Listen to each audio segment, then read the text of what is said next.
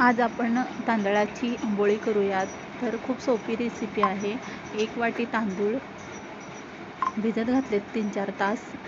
स्वच्छ धुवून 2 वेळा. इंद्रायणी तांदूळ घेतला तरी चालतो, त्यास थोडासा चिकटपणा असतो. 2 पाण्याने धुवून मी स्वच्छ भिजत घातलेत आणि 4 तास तसेच झाकून ठेवलेत. नंतर मिक्सरला ह्याची बारीक पेस्ट करून घेतली आहे. एकदम बारीक पेस्ट करून घ्यायची आहे आणि त्यात आपल्याला कितपत पातळ पाहिजे तेवढं पाणी घालायचं आहे.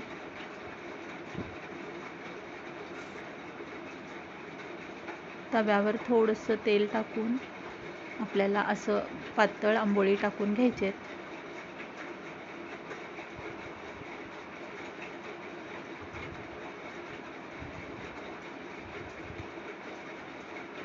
छान जाळीत फुटते.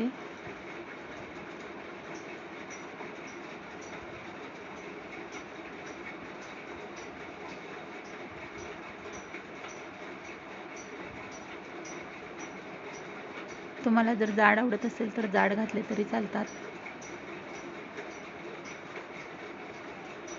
नाश्त्याला गरम गरम छान लागतात.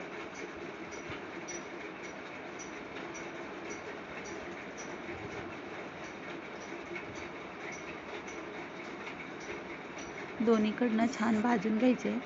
इथं बटाट्याची कोरडी भाजी, त्यासाठी 2 कांदे पातळ चिरून, थोडीशी हिरवी मिरची, कढीपाला, मोहरीची फोडणी केली आहे. थोडंसं हळद, हिंग,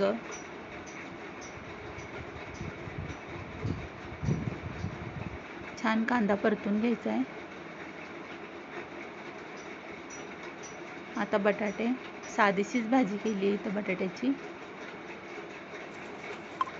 आणि चटणी, खोबरं, हिरवी मिरची, लसूण, कोथिंबीर आणि त्याला जिरे, मोहरी, कढीपाला आणि मिरचीचा तडका द्यायचा आहे.